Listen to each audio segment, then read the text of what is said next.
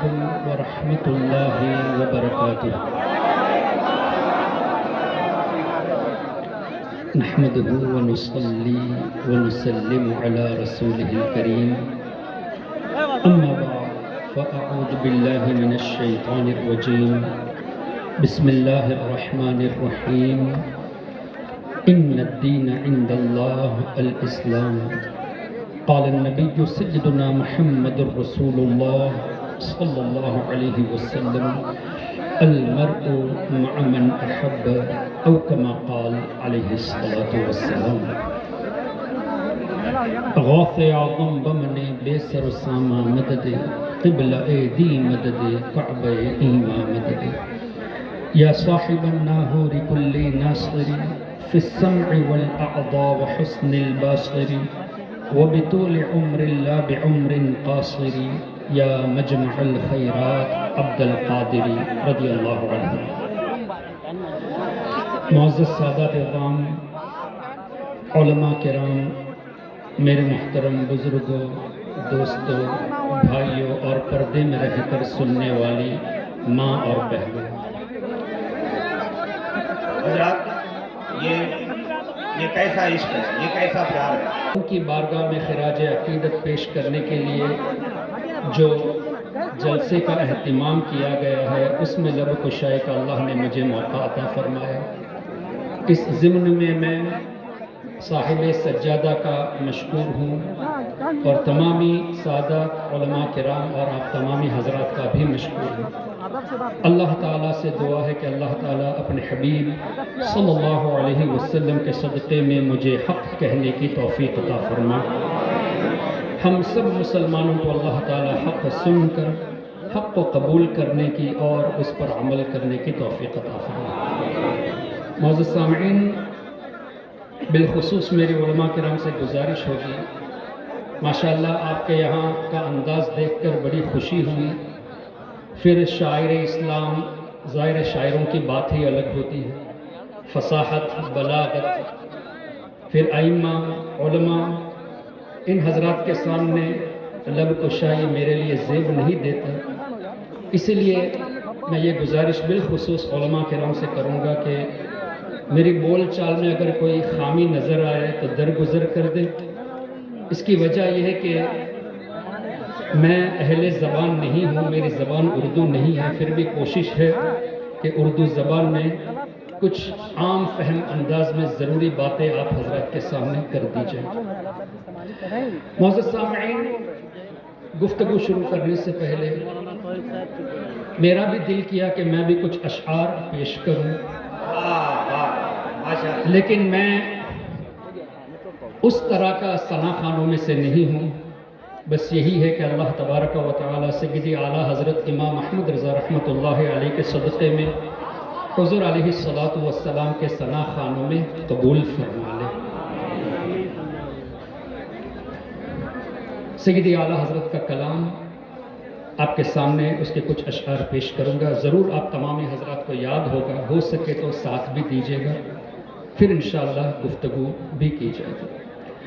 چمک تجھ سے پاتے ہیں سب پانے والے، چمک تجھ سے پاتے ہیں سب پانے والے، میرا دل بھی چمکا دے چمکانے والے، میرا دل بھی چمکا دے چمکانے والے، برستا نہیں دیکھ کر ابر رحمت، برستا نہیں دیکھ کر ابر رحمت، بدوں پر بھی برسا دے برسا والے، بدوں پر بھی برسا دے برسانے والے. نبی پاک صلی اللہ علیہ وسلم نے ارشاد فرمایا الانبیاء احیاء فی قبورہم یصلون، جس کا مفہوم یہ کہ اللہ کے تمام نبی زندہ ہیں اور اپنی قبروں میں نماز بھی ادا فرماتے ہیں. مجھے بتائیے، اللہ کے حبیب نے فرمایا الانبیاء احیاء، یعنی انبیاء کرام حیات ہیں، لیکن آج کا نجدی کہتا ہے نبی مردہ ہے. جملوں پر غور کرے، حضور کی حدیث بیان کرتے ہیں، قرآن کریم آپ کے سامنے پیش کرتے ہیں، اور حضور کی حدیث کے خلاف ہی اپنا موقف بھی ظاہر کرتے ہیں. انبیاء کرام کے بارے میں کہتے ہیں کہ انبیاء مردے ہیں، لیکن یہاں حضور فرماتے ہیں الانبیاء احیاء، لیکن دعویٰ کیا ہے کہ ہم ہی قرآن اور حدیث پہ عمل کرنے والے ہیں. ایسے لوگوں سے بچنے کی ضرورت ہے. تو اعلیٰ حضرت امام اہل سنت نے اس طرح کی احادیثوں کو رکھ کر ہی یوں فرمایا تو زندہ ہے واللہ، تو زندہ ہے واللہ، تو زندہ ہے واللہ، تو زندہ ہے واللہ، میرے چشمے عالم سے چھپ جانے والے، میرے چشمے عالم سے چھپ جانے والے. پھر مزید نبی پاک صلی اللہ علیہ وسلم نے ارشاد فرمایا، اور یہ حدیث پاک بخاری شریف میں صرف آپ کو 5 یا 6 جگہوں پہ ملے گی. واللہ یعطی انما انا قاسم، جس کا مفہوم یہ کہ اللہ دیتا ہے اور میں ہی بانٹنے والا ہوں. لیکن نجدیوں کا ترجمہ کیا ہے؟ اللہ دیتا ہے، میں تو خالی بانٹنے والا ہوں. I am just a distributor. یہ نہیں ہے ترجمہ، حصر ہے. انما انا، اللہ دیتا ہے، میں ہی بانٹنے والا ہوں. سبحان اللہ. اور امام احمد ابن حنبل رحمۃ اللہ علیہ، جو 4 ائمہ میں سے ایک امام، جن کے بارے میں آتا ہے کہ 10 لاکھ حدیثیں ان کو یاد تھیں. اور سیدی اعلیٰ حضرت نے اپنی ایک کتاب میں، اور اسی طرح شیخ شاہ ولی اللہ محدث دہلوی رحمۃ اللہ علیہ نے الانصاف میں تحریر فرمایا کہ امام احمد ابن حنبل کی بارگاہ میں ایک شخص آئے اور پوچھا کہ حضرت، کسی کو اگر 1 لاکھ حدیثیں یاد ہوں تو کیا وہ حدیث سے مسائل کا استنباط کر سکتا ہے؟ تو امام احمد ابن حنبل نے فرمایا لا، 1 لاکھ جس کو حدیثیں یاد ہو وہ بھی مسائل حدیث سے ڈیرائیو نہیں کر سکتا، استنباط نہیں کر سکتا. لیکن آج کا غیر مقلد 10-15 حدیثیں یاد کر کے حدیث سے مسائل بتانے لگے ہیں. پھر امام احمد ابن حنبل سے سوال ہوا کہ حضور، کسی کو 2 لاکھ حدیثیں یاد ہو؟ تب بھی فرمایا لا. پھر سوال 4 لاکھ تک پہنچا، فرمایا لا، اب بھی وہ استنباط نہیں کر سکتا. جب سوال پہنچا کہ حضور اگر کسی کو 5 لاکھ حدیثیں یاد ہو، تب بھی ہاں نہیں فرمایا، ارجو فرمایا، امید ہے کہ وہ مسائل استنباط کر سکے. کون؟ جس کو 5 لاکھ حدیثیں یاد ہو، اس پر امید رکھی گئی ہے، کنفرم سے نہیں بتایا گیا. لیکن آج کا غیر مقلد 10, 15, 20 حدیثوں کو رٹ کر یہ مسائل بتانے لگے ہیں. کتنی غلط بات ہے. تو امام احمد ابن حنبل رحمۃ اللہ علیہ، جن کو قریب 10 لاکھ حدیثیں یاد تھی، انہوں نے یہ حدیث نقل کی واللہ یعطی انما انا خازن. بخاری شریف میں کیا ہے؟ انما انا قاسم. اور مسند امام احمد ابن حنبل میں انما انا خازن، بے شک اللہ دیتا ہے، میں ہی خزانچی ہوں. سبحان اللہ. سبحان اللہ. میں ہی خزانچی ہوں. دوسری روایت میں ہی تقسیم کرنے والا ہوں. اور اس پر کافی دیر گفتگو کی جا سکتی ہے، لیکن میں اس کو سمیٹنا چاہتا ہوں. سیدی اعلیٰ حضرت نے جب یوں فرمایا لا ورب العرش جس کو جو ملا ان سے ملا. لا ورب العرش 2 مرتبہ قسم بھی کھائی ہے. بہت اچھا، لا ورب العرش، بہت اچھا. جس کو جو ملا ان سے ملا. بٹتی ہے کونین میں نعمت رسول اللہ کی. تو فوراً شرک کے فتوے آ گئے، جبکہ یہ حدیث کے مطابق ہے. اور حضور نے یوں بھی تو فرمایا اوتیت مفاتیح خزائن الارض. زمین کے ایک خزانے کی ایک چابی نہیں، علماء موجود ہیں. مفاتیح چابیاں، خزائن خزانے، جتنے خزانے ہیں ان خزانوں کی جتنی بھی چابیاں ہیں سب کے سب میرے. اوتیت مفاتیح خزائن الارض. تو حدیث کی روشنی میں سیدی اعلیٰ حضرت نے فرمایا.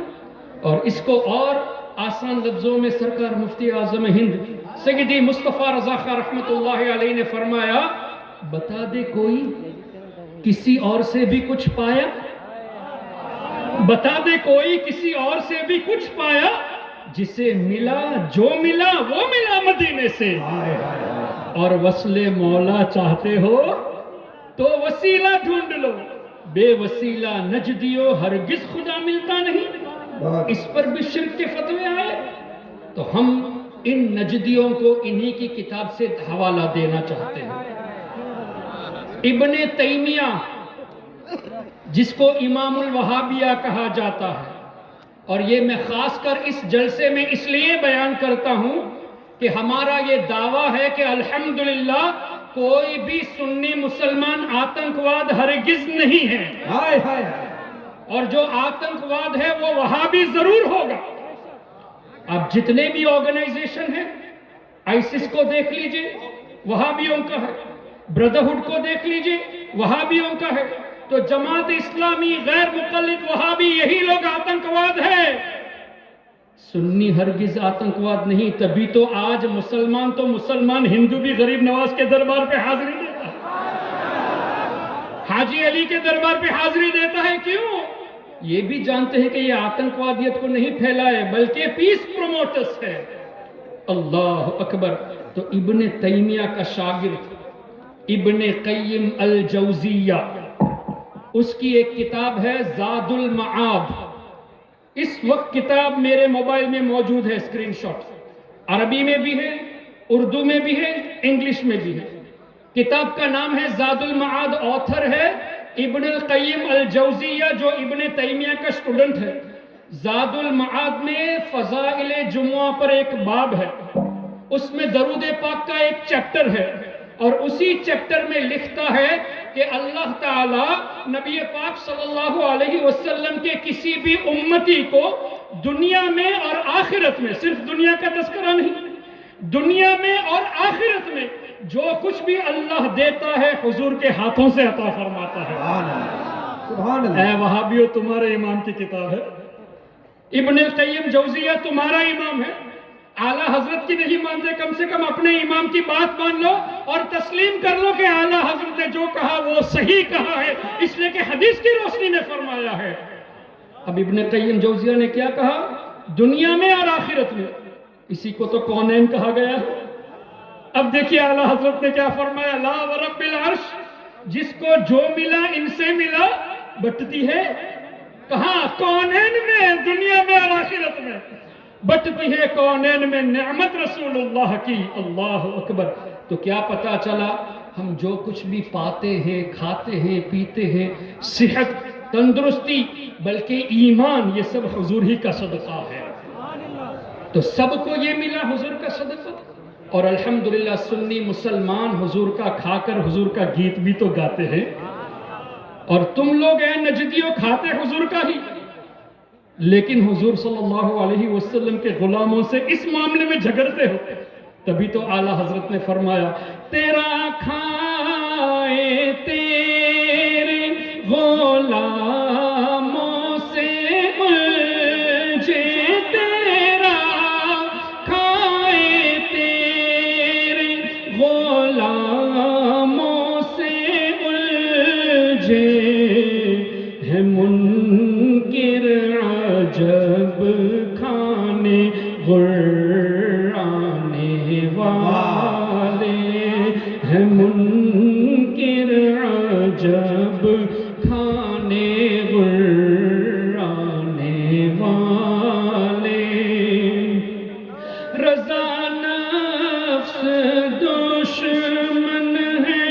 دم میں نہ آنا، کہاں تم نے دیکھے ہیں چندرانے والے، چمک تجھ سے پاتے ہیں سب پانے والے، میرا دل بھی چمکا دے چمکانے والے۔ اللہم صلی علی سیدنا و مولانا محمد وعلی آلہ وصحبہ وبارک وسلم۔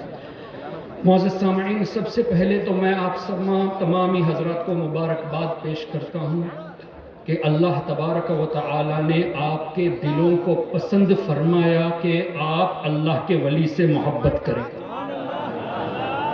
اور الحمدللہ ہمارے بزرگوں کا صدقہ ہے، ان کا فیضان ہے کہ جو بھی بات بولتے ہیں دلیل کے ساتھ بولتے ہیں۔ ماشاءاللہ۔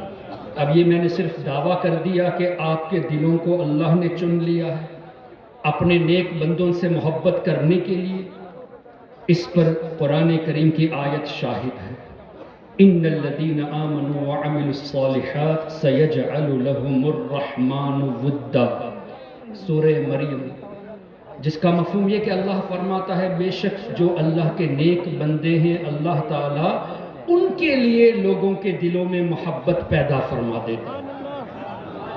اور اسی آیت کریمہ کی تفسیر میں آپ کو یہ حدیث ملے گی، اور صحیح مسلم میں یہ حدیث موجود ہے، جس کا مفہوم یہ کہ نبی پاک صلی اللہ علیہ وسلم نے ارشاد فرمایا جب اللہ کسی بندے کو محبوب رکھتا ہے تو سیدنا جبریل امین کو ندا دیتا ہے، فرماتا ہے اے جبریل I love so and so، میں فلاں کو محبوب رکھتا ہوں، تم بھی ان سے محبت کرو، اور اللہ کے حکم سے جبریل امین محبت کرنے لگتے ہیں۔ پھر حدیث پاک کے اگلے جملے اس طرح کہ جبریل امین علیہ السلام آسمان میں فرشتوں کے درمیان اعلان فرماتے ہیں کہ اے فرشتوں، فلاں بندے کو اللہ نے محبوب رکھا، میں بھی محبت کرتا ہوں، تم بھی محبت کرو۔ اور حدیث کے اگلے جملے حضور علیہ السلام نے فرمایا اس طرح کہ اللہ تعالیٰ دنیا والوں کے دلوں میں اس بندے کی محبت ڈال دیتا ہے۔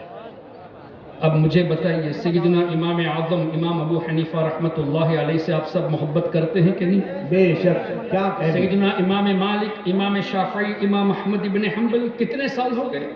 امام اعظم کو قریب 1300 سال ہو گئے، امام مالک کو قریب 1250 سال، امام شافعی کو قریب 1200 سال، اسی طرح امام احمد ابن حنبل کو، اور سیدنا سرکار پیر پیرا میر میرا شاہ جیلا سیدنا سرکار غوث اعظم شیخ عبد القادر جیلانی رضی اللہ عنہ کو قریب 900 سال، خواجہ غریب نواز کو 811 سال۔ کیا پتہ چلا؟ سینکڑوں سال گزر چکے، آج بھی 11ویں اور چھٹی کرنے والے موجود ہیں، واہ واہ، آج بھی ائمہ کرام کی تقلید کرنے والے موجود ہیں، مطلب کروڑوں کے دلوں میں ان بزرگوں کی محبت ہے۔ اب قرآن اور حدیث کی روشنی میں اللہ دنیا والوں کے دلوں میں ان کی محبت ڈال دیتا ہے، تو ہمارا غوث اعظم سے محبت کرنا، غریب نواز سے محبت کرنا، سیدی اعلیٰ حضرت سے محبت کرنا، اور حضرت سیدنا نور الحسین سے محبت کرنا، یہ اس بات کی دلیل ہے کہ وہ اللہ کے محبوب بندے ہیں قرآن اور حدیث کی روشنی میں۔ تب مجھے بتائیے جب اللہ تعالیٰ نے ہمارے دل میں محبت ڈال دی ہے تو ہم خوش نصیب ہوئے کہ نہیں؟ اسی لیے مبارکبادی پیش کی گئی۔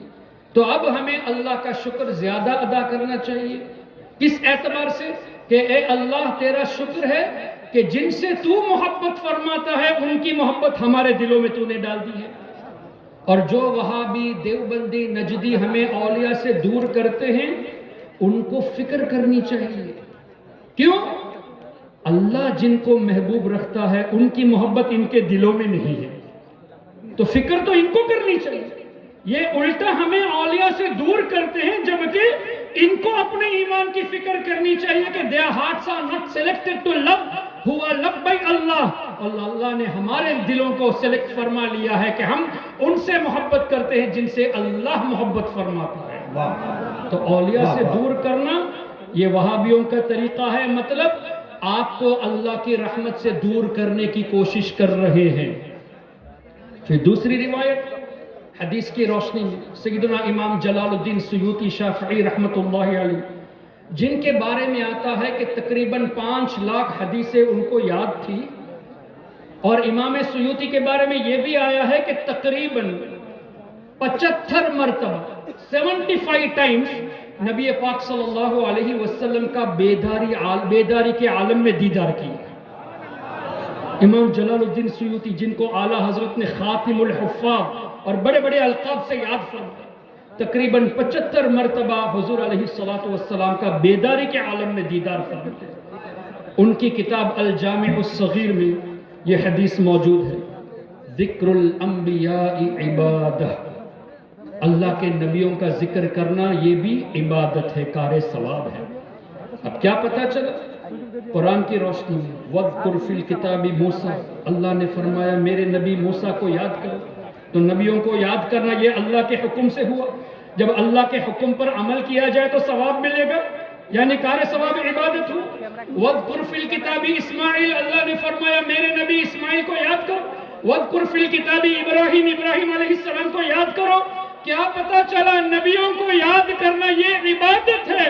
محترم، جب انبیاء کرام کو یاد کرنے کا حکم قرآن کریم میں اور ان کی یاد سے ہمیں ثواب ملتا ہے، تو امام الانبیاء نبی پاک صلی اللہ علیہ وسلم کا تذکرہ کرنا یہ کتنی بڑی عبادت ہے۔ یا کہنے نعرہ تکبیر، نعرہ رسالت، فیضان بخاری، علماء اہل سنت، عرس مبارک۔ اب اسی حدیث کے اگلے جملے، ذکر الانبیاء عبادہ وذکر الصالحین کفارہ، او کما قال علیہ الصلوۃ والسلام، اللہ کے نیک بندوں کی یاد منانا، ان کا ذکر کرنا یہ گناہوں کا کفارہ ہے، کمپنسیشن فار دا سنس۔ ذکر الصالحین کفارہ، مجھے بتائیے گناہ کا کفارہ کب بنے گا؟ رحمت ہوگی تبھی نا۔ تو آج کی اس گیدرنگ میں ہم اللہ کے نیک بندوں کو یاد کرتے ہیں، اس کا مطلب اللہ نے ہمارے دلوں میں ایک تو ان کی محبت ڈال دی، یہ اللہ کا کرم، اور دوسرا یہ کہ ان کے ذکر کے صدقے میں اللہ ہمارے گناہوں کو بھی معاف فرماتا ہے، اور اللہ اپنی رحمتوں کا نزول ہم پر فرماتا ہے۔ تو اولیاء کرام کی مجلس سے دور کرنا ان وہابیوں کا جو کام ہے، یہ رحمت کے ذریعے سے ہمیں دور کرتے ہیں، رحمت سے دور کرنے کی کوشش۔ جو بات گناہوں کا کفارہ بن جاتی ہے اس سے دور کرنے کی کوشش کرتے ہیں۔ تو کیا پتہ چلا وہابیوں سے دور رہنا اس لیے بھی ضروری ہے کہ جن کے ذریعے، جن اسباب کے ذریعے اللہ تعالیٰ اپنے رحمتوں کا نزول فرماتا ہے، ان میں سے اللہ کے اولیاء بھی ہے، اور ان اولیاء سے دور کرنے کی ہمیں کوشش کرتے ہیں۔ تیسری بات، اللہ کے حبیب صلی اللہ علیہ وسلم نے ارشاد فرمایا، اور یہ حدیث پاک آپ کو قرآن کریم کی تقریباً تمام تفاسیر میں مل جائے گی۔ سورہ بقرہ آیت نمبر 252، وَلَوْلَا دَفْعُ اللَّهِ النَّاسَ بَعْضَهُمْ بِبَعْضٍ لَفَسَدَتِ الْأَرْضُ، جس کا مفہوم یہ کہ اگر اللہ تعالیٰ بعض انسانوں کے ذریعے دوسروں کی بلاؤں کو دور نہ فرماتا تو زمین ہلاک ہو جاتی۔ یہ نص قرآن ہے، وَلَوْلَا دَفْعُ اللَّهِ النَّاسَ بَعْضَهُمْ بِبَعْضٍ، ناس کا ذکر ہے، بَعْضَهُمْ بِبَعْضٍ۔ کیا پتا چلا کہ اللہ ہی مشکلوں کو دور کرنے والا ہے، لیکن اللہ ہی نے بندوں کو سلیکٹ فرمایا کہ ایک بندہ دوسرے کی مشکل کو دور کرے۔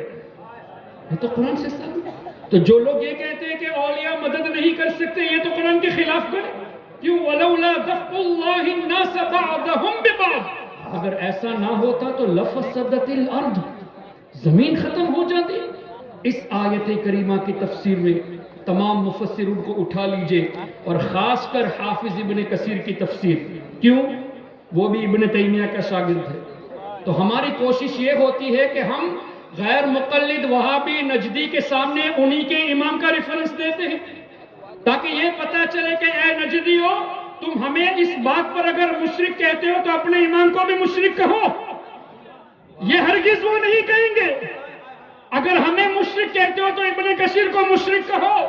ابن قیم جوزیہ کو مشرک کہو، کبھی بھی نہیں کہیں گے۔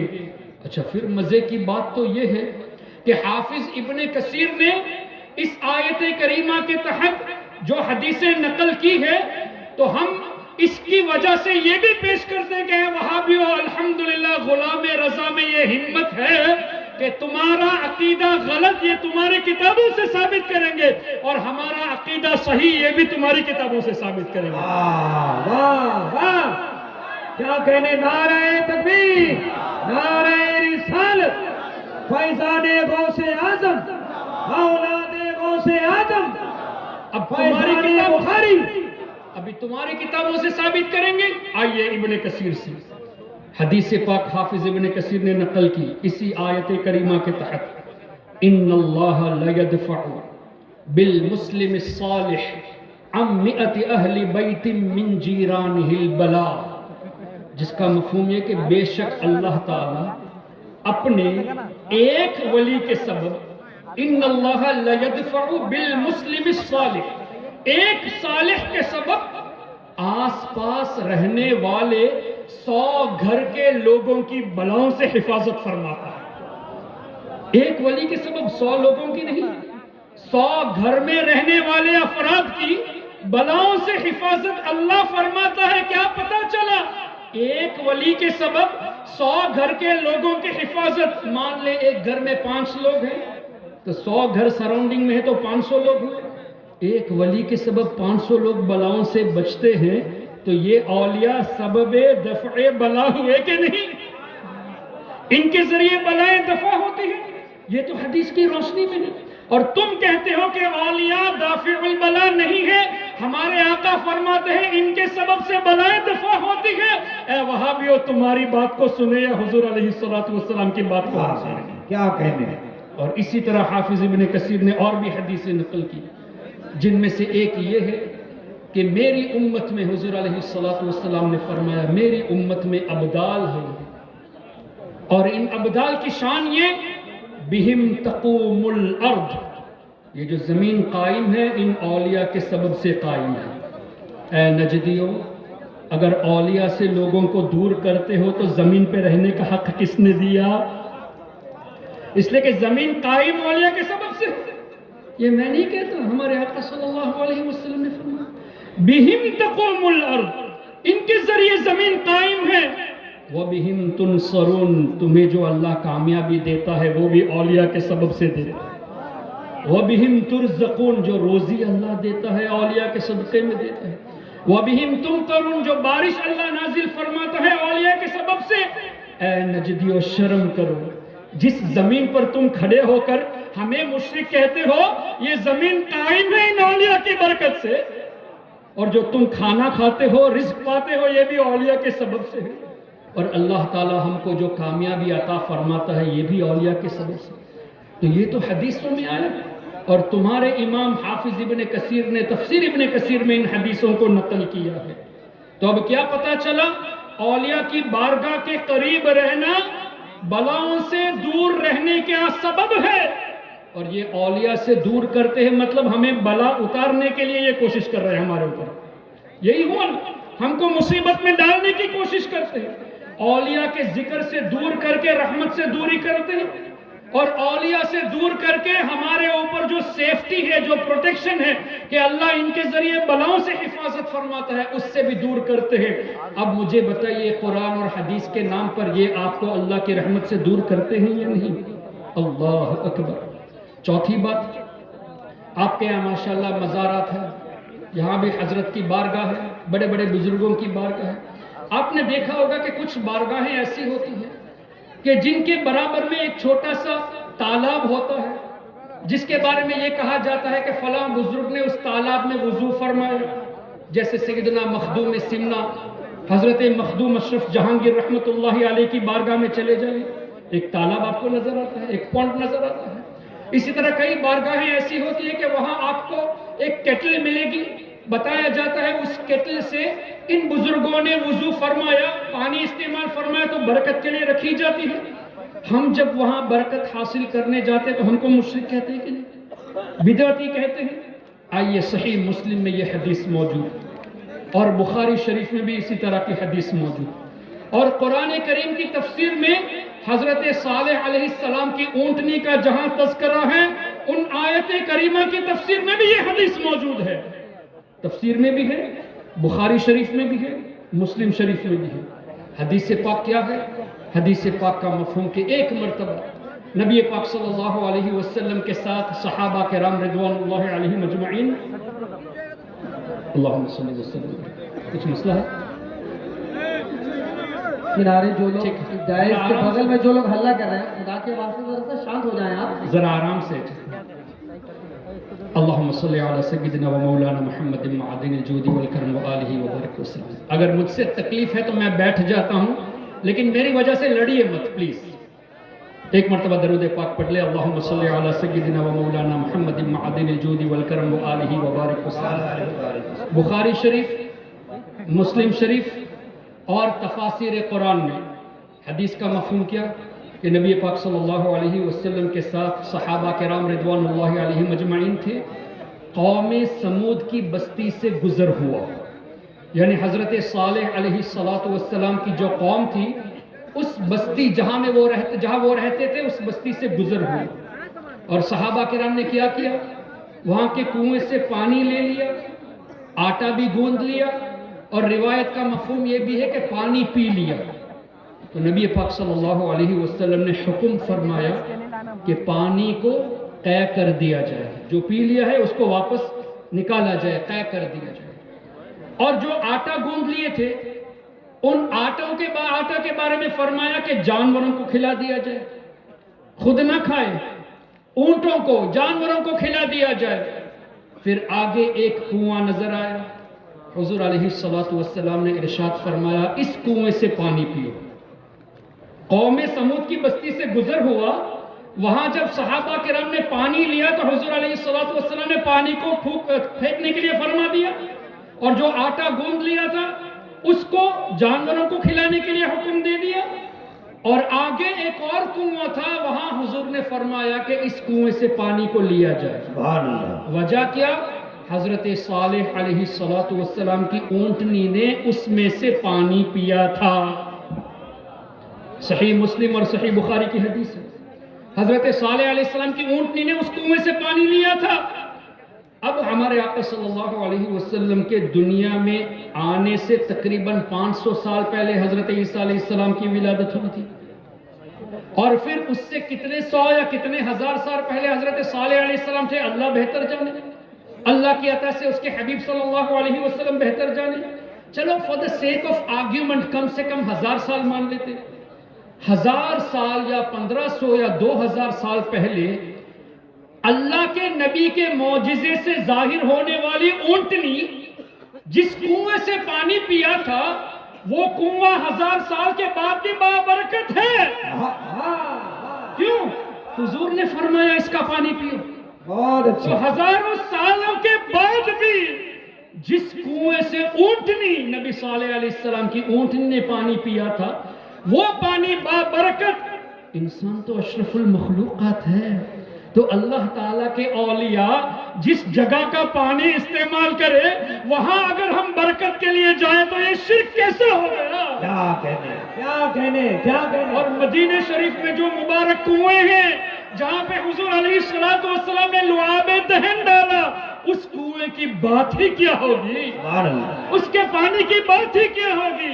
اور جو مبارک پانی ہمارے آقا صلی اللہ علیہ وسلم کے مبارک انگلیوں سے ظاہر ہوئے، ان پانی کے برکتوں کا عالم کیا ہوگا؟ محترم حضرات، یہ خالی روایتیں نہیں ہیں، صحیح بخاری میں ہے، صحیح مسلم میں ہے۔ اے نجدیو آؤ، اگر تم حدیث پڑھتے ہو اور سچائی کو لوگوں سے چھپاتے ہو، ہمت ہے تو ہمارے سامنے آؤ، تمہیں ہم بتاتے ہیں کہ حدیث میں کیا لکھا ہے۔ واہ واہ واہ۔ اور اس کی ایک مثال آپ کے سامنے میں یہ پیش کرنا چاہوں گا، یہ بھی صحیح مسلم میں حدیث موجود ہے۔ کیا نبی پاک صلی اللہ علیہ وسلم نے، ایک مثال کے طور پہ پیش کر رہا ہوں، ڈیفرنس ٹو انڈرسٹینڈ، ایک ہی حدیث کو سنی کیسے بیان کرتا ہے اور نجدی کیسے بیان کرتا ہے۔ نبی پاک صلی اللہ علیہ وسلم نے ایک مرتبہ حضرت بلال حبشی رضی اللہ عنہ سے اس طرح پوچھا نا کہ اے بلال، ایسا کون سا آپ عمل کر رہے ہیں کہ میں نے آپ کے قدموں کی آہٹ جنت میں سنی؟ اللہ اللہ اللہ اللہ حدیث کا مفہوم ہے نا؟ اللہ اے بلال ایسا کون سا عمل آپ کرتے ہیں کہ آپ کے قدموں کی آہٹ میں نے جنت میں سنی؟ تو حضرت بلال نے کیا فرمایا؟ یا رسول اللہ صلی اللہ علیہ وسلم، جب بھی تازہ وضو کرتا ہوں تو تحیۃ الوضو پڑھ لیتا ہوں۔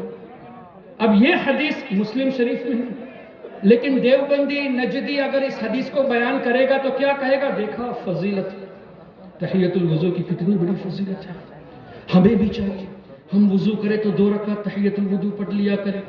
لیکن یہی بات، یہی حدیث کوئی سنی عالم سنائے گا آپ کو تو ایک تو تحیۃ الوضو کی فضیلت بتائے گا، دوسرا یہ بھی بتائے گا کہ زمین سے آسمان کا ڈسٹنس کتنا ہے۔ تفسیر کی روشنی میں 500 سال کا ڈسٹنس ہے، تبھی تو آج تک سائنس آسمان تک پہنچا نہیں، 500 سال کی زندگی ہو تب نا۔ 500 سال تک کا سفر ہے پہلے آسمان کو پہنچنے کے لیے، اور تفسیر کی روشنی میں آسمان کی گہرائی بھی 500 سال، تو ایک آسمان کو طے کرنے کے لیے کتنے سال چاہیے؟ نہیں، 500 تو آسمان تک ہے، آسمان کی گہرائی بھی 500 سال ہے، 1000 سال چاہیے ایک آسمان کو طے کرنے کے لیے۔ اب اللہ نے کتنے آسمان بنائے؟ 7 سماوات، 7 آسمان ہیں، تو کم سے کم 7000 سال چاہیے 7 آسمان کو طے کرنے کے لیے۔ اچھا، اس کے کتنے اوپر جنت ہے؟ اللہ بہتر جانے، اس کی عطا سے اس کے حبیب بہتر جانے۔ ہمارے آقا صلی اللہ علیہ وسلم کی سماعت کا یہ عالم ہے کہ حضرت بلال یا تو مکہ شریف میں ہے یا مدینہ شریف میں ہے، اور حضور علیہ السلام ہزاروں سالوں کی مسافت میں ہے، ہزاروں سالوں کے ڈسٹنس میں ہے، جنت میں حضرت بلال کی قدموں کی آہٹ سن رہے ہیں۔ تو سنی عالم آپ کو یہ بتائے گا جس نبی کو اللہ نے ہزاروں سال دوری پر بڑی آواز نہیں، قدموں کی آہٹ سننے کی طاقت دی ہے۔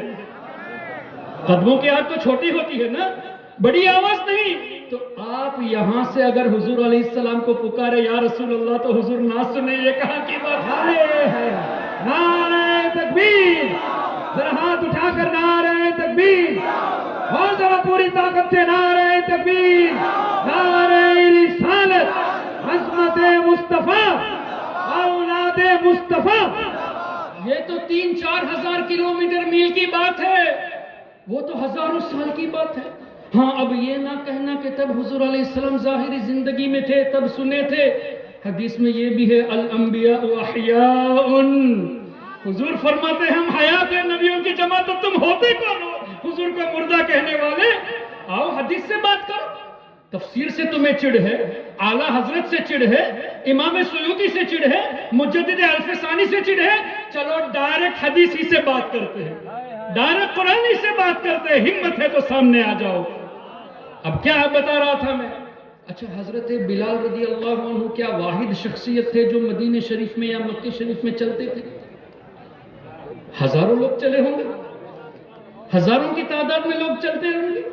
اب حضور نے فرمایا اے بلال تمہاری قدموں کی آہٹ سنی، مطلب حضور علیہ السلام کو یہ بھی خبر ہے کہ یہ آہٹ بلال ہی کی ہے۔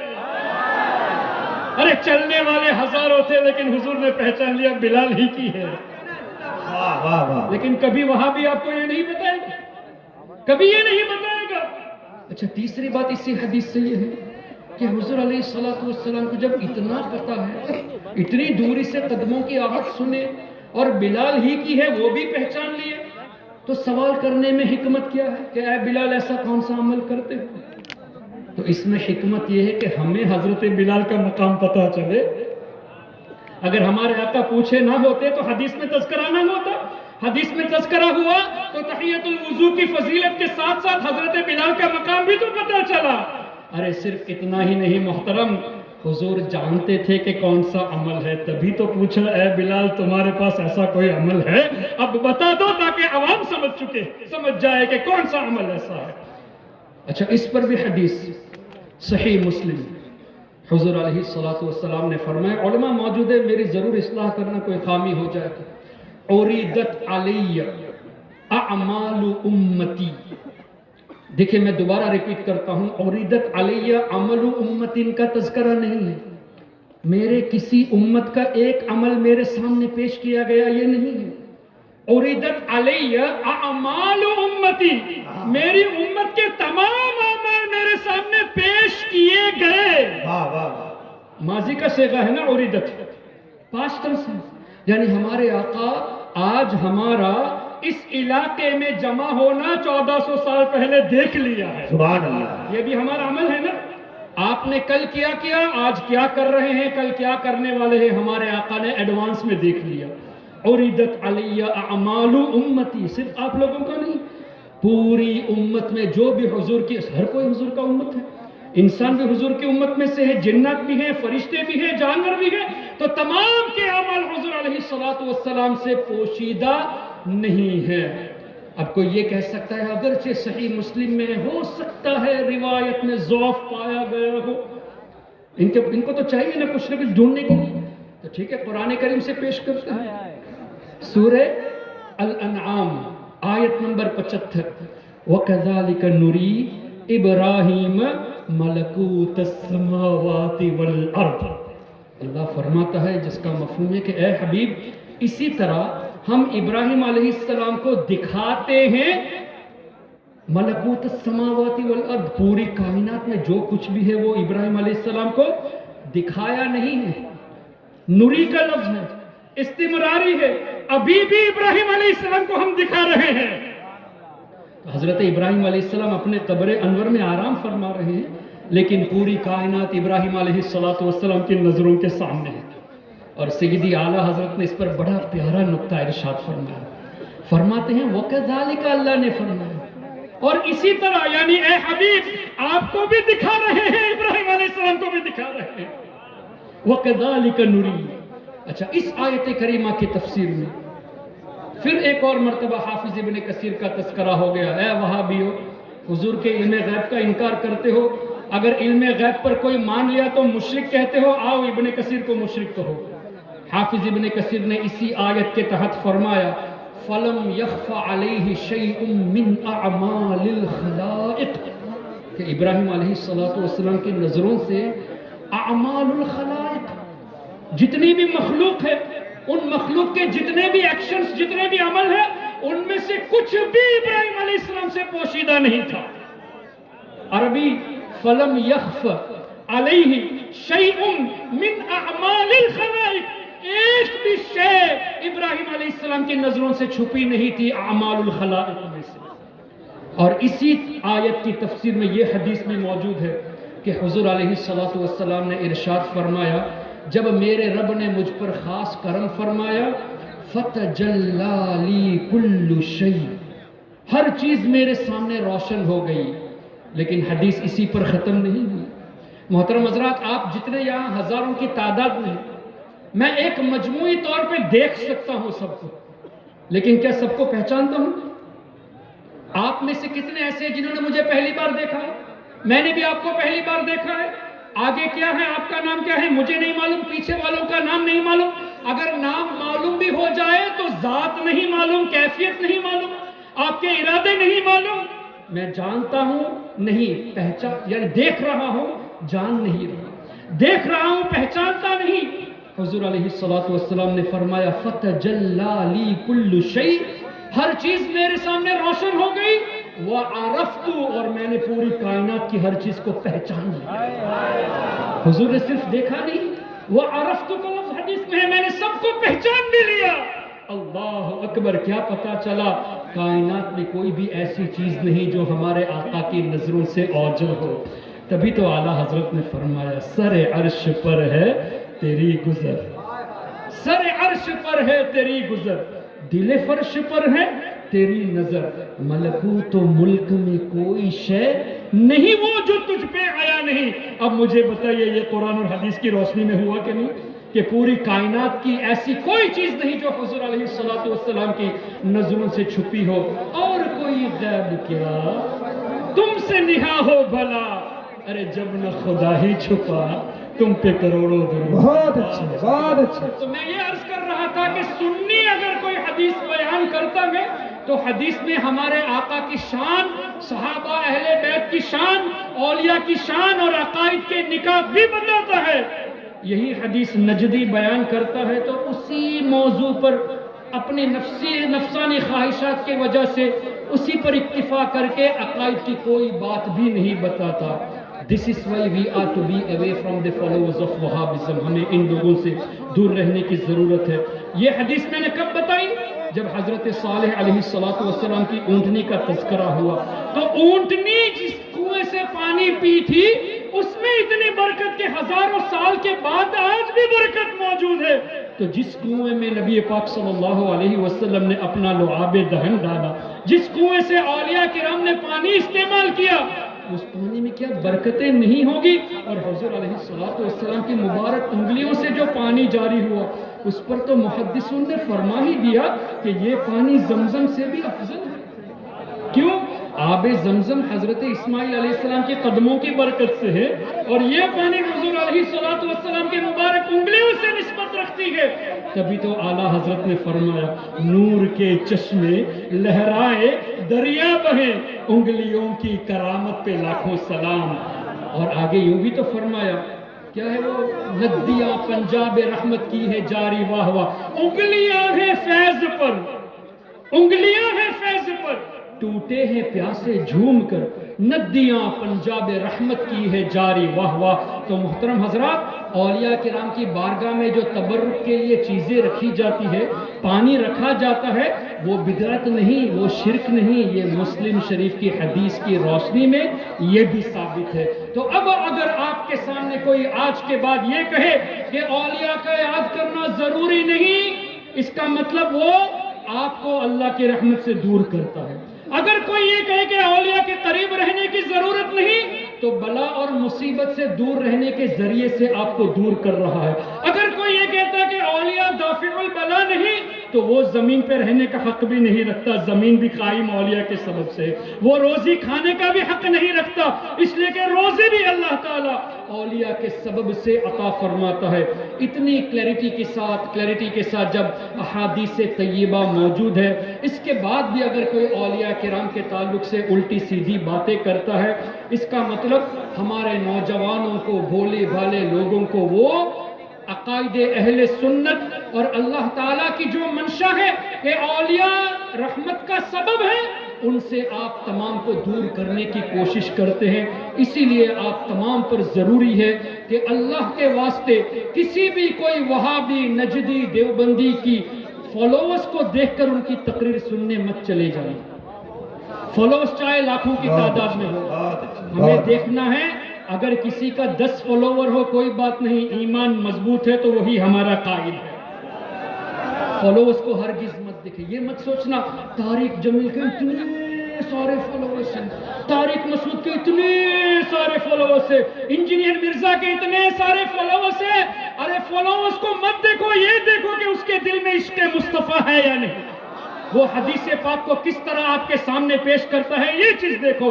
اور ایک بات ہمیشہ ذہن میں رکھیں، اولیاء کے خلاف بولنے والا وہ شیطان کا ویپن استعمال کرنا، شیطانی ہتھیار استعمال کرتا ہے. دلیل چاہیے؟ حضرت آدم علیہ السلام کو جب اللہ نے پیدا فرمایا تو حکم دیا نا فرشتوں کو، وَإِذْ قَالَ رَبُّكَ لِلْمَلَائِكَةِ إِنِّي جَاعِلٌ فِي الْأَرْضِ خَلِيفَةً. پہلے تو اللہ نے فرمایا کہ اے فرشتوں، میں زمین پر اپنا نائب بنانے والا ہوں. کہاں پر نائب بنانے والا اللہ؟ زمین پر. دلیل انی جاعل فی الارض خلیفہ. تو آدم علیہ السلام کے پیدا ہونے سے پہلے زمین کا تذکرہ ہو گیا تو زمین پر تو آنا ہی ہے. لیکن وہاں بھی کیا کہتے ہیں؟ معاذ اللہ، انہوں نے گناہ کیا تبھی زمین پر آئے. یہاں تو آدم علیہ السلام کی تخلیق سے پہلے زمین کا تذکرہ ہو گیا تو زمین پر تو آنا ہی تھا. تو گناہ انبیاء کرام کی طرف منسوب کرنا یہ بہت بڑی جہالت ہے. پھر اللہ وہ رب ہے، اس نے وَعَصَىٰ آدَمُ رَبَّهُ فَغَوَىٰ فرمایا. اور عربی کے ایک ایک جملے کے کئی معنی ہوتے ہیں، لیکن اللہ نے یہ بھی تو فرمایا فَنَسِيَ وَلَمْ نَجِدْ لَهُ عَزْمًا سورہ طٰہٰ میں کہ آدم علیہ السلام ہمارے حکم کو بھول گئے تھے، انہوں نے جان بوجھ کر وہ فعل نہیں کیا. رب فرماتا ہے انہوں نے جان بوجھ کر نہیں کیا تو گناہ نہیں ہوا. تم کہتے ہو کہ گناہ کیا. ہم تمہاری بات کو مانیں یا اللہ تبارک و تعالیٰ کی بات کو مانیں.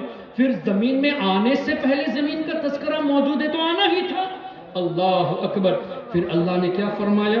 وَإِذْ قُلْنَا لِلْمَلَائِكَةِ اسْجُدُوا لِآدَمَ فسجدوا الا ابلیس، تمام فرشتوں نے آدم علیہ السلام کو سجدہ تعظیمی کیا سوائے کس نے نہیں کیا سجدہ؟ کیا وہ فرشتہ تھا؟ تو حکم تو فرشتوں کو ہے. فسجد الملائکۃ کلھم اجمعون الا ابلیس، تو ابلیس کا تذکرہ کیوں ہوا؟ تو مفسرون فرماتے ہیں ابلیس فرشتہ نہیں ہے، لیکن چونکہ فرشتوں کے ساتھ مل کے رہتا تھا، فرشتوں کو پڑھاتا بھی تھا، اس لیے اس حکم کے زمرے میں ابلیس بھی شامل ہو گیا تھا. اب ابلیس نے کیا کہا؟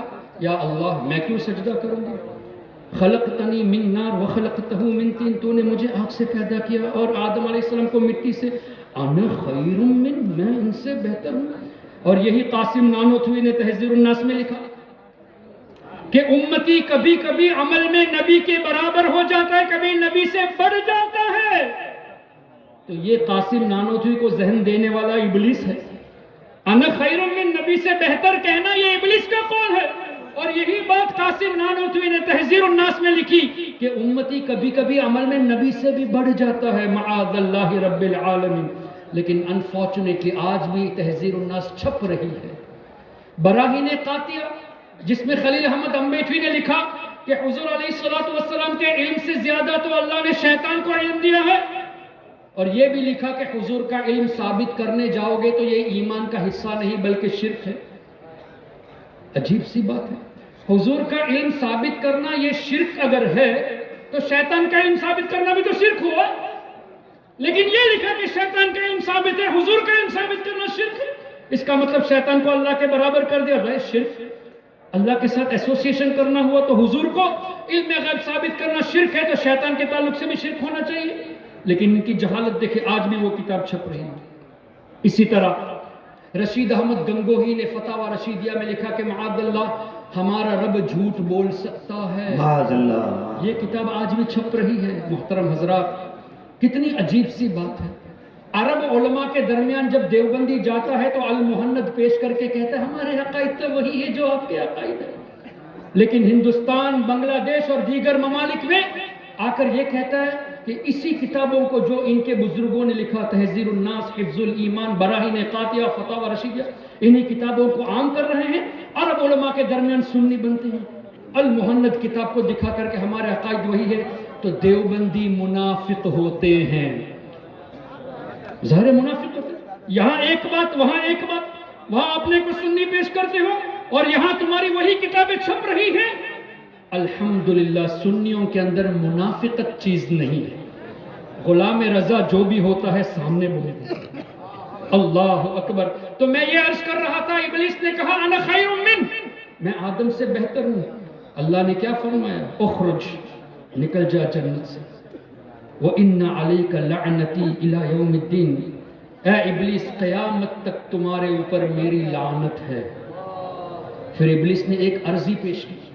اب یہ مت کہنا کہ دعا قبول ہو گئی. ابلیس نے کہا انظرنی الی یوم یبعثون، یا اللہ تو مجھے قیامت تک نہیں، قیامت کے بعد جب لوگ اٹھائے جائیں گے تب تک کے لیے زندگی عطا فرما. دعا قبول ہوئی ہوتی تو تب تک کے لیے زندہ رہتا ہوں. لیکن اللہ نے کیا فرمایا؟ فَإِنَّكَ مِنَ الْمُنظَرِينَ إِلَى يَوْمِ الْوَقْتِ الْمَعْلُومِ. صرف قیامت تک زندگی دی جا رہی ہے، قیامت کے بعد اٹھائے جانے تک نہیں. جب قیامت میں سب کو موت آنی ہے، ابلیس کو بھی مرنا ہے. اب ابلیس نے کہا فَبِعِزَّتِكَ، اے اللہ تیری عزت کی قسم، لَأُغْوِيَنَّهُمْ أَجْمَعِينَ، میں تمام لوگوں کو اے اللہ گمراہ کروں گا. إِلَّا عِبَادَكَ مِنْهُمُ الْمُخْلَصِينَ، مگر اے اللہ تیرے نیک بندوں کو میں گمراہ نہیں کر سکتا. ابلیس جو لوگوں کو گمراہ کرنے والا ہے، وہ اس بات کا اعتراف کرتا ہے کہ یا اللہ تیرے اولیاء کو گمراہ نہیں کر سکتا. اور اللہ نے جواب میں کیا ارشاد فرمایا؟ ان عبادی لیس لک علیہم سلطان، بے شک اے ابلیس میرے جو نیک بندے ہیں وہ میری حفاظت میں ہے، تمہارا ان کے اوپر داؤ نہیں چلے گا. اب یہ کنفرم ہو گیا کہ اولیاء کرام اللہ تعالیٰ کے فضل سے محفوظ ہیں، پروٹیکٹڈ ہیں. اب ہمیں ہمارا ایمان بچانا ہے تو ہم عام کامن لوگوں کی طرف راغب ہو یا ان لوگوں کی طرف راغب ہو جن کو اللہ نے حفاظت میں رکھا. تو ہمارا ایمان ہم کو بچانا ہے تو اولیاء کرام سے نسبت رکھنا ضروری ہے. یہ بھی قرآن کریم سے یا ایھا الذین آمنوا اتقوا اللہ وکونوا مع الصادقین، اے ایمان والو اللہ سے ڈرو اور سچوں کے ساتھ ہو جاؤ۔ تو کیا پتہ چلا، ایمان کو بچانا ہے تو اولیاء کرام کے ساتھ رہو۔ اب ان کا ایمان ہی نہیں ہے، اسی لیے تو اولیاء سے دور کرتے ہیں۔ تو اب اولیاء کرام سے دور کرنا ہی ایمان کی سیکیورٹی کو لوز کرنے کا ذریعہ ہے۔ اولیاء کرام ایمان کے لیے سیکیورٹی ہے، حفاظت ہے، تو اولیاء سے دور کریں گے تبھی وہ سیکیورٹی لوز ہوگی تو آسانی سے ایمان لوٹ لے گا۔ یہی وجہ ہے سب سے پہلی جو وار ہوتی ہے وہابیوں کی طرف سے، وہ ہوتی ہے کہ مزارات پہ جانے کی ضرورت کیا ہے، نیاز کرنے کی ضرورت کیا ہے، بزرگوں کے وسیلے کی ضرورت کیا ہے۔ اس طرح کی باتیں ذہن میں ڈال کر اولیاء سے رفتہ رفتہ دور کرتے ہیں۔ جب دور کریں گے تو ایمان لوز ہو جائے گا، جب ایمان کی سیکیورٹی لوز ہو جائے گی تو ایمان آسانی سے شیطان لوٹ لے گا۔ تو ان کی چال پر ہرگز نہیں آنا، ہمارے بزرگوں کے سائے میں رہو۔ اللہ تبارک و تعالیٰ آپ سب کو اور ہم سب کو نبی پاک صلی اللہ علیہ وسلم کی سچی اور پکی محبت نصیب فرمائے۔ اللہ اپنے نیک بندوں کے سائے میں ہمیں ہمیشہ رکھے، صرف دنیا میں نہیں آخرت میں بھی نیک بندوں کے سائے میں رکھے۔ یہ بھی قرآن سے ہے۔ حضرت یوسف علیہ السلام کی دعا ہماری تعلیم کے لیے، توفنی مسلمہ والحقنی بالصالحین۔ اللہ کا نبی ہمیشہ نبی ہوتا ہے، قبر میں بھی نبی، جنت میں بھی نبی، تو ایمان ہی پر تو دنیا سے جائیں گے بلکہ ان کے صدقے میں ہمیں ایمان نصیب ہوتا ہے۔ لیکن حضرت یوسف علیہ السلام نے ایمان پر موت کی دعا کر کے ہمیں تعلیم دی کہ ہر وقت ایمان کی حفاظت کے لیے دعا کرنا۔ اور نبی سے بڑھ کر صالح کون ہے؟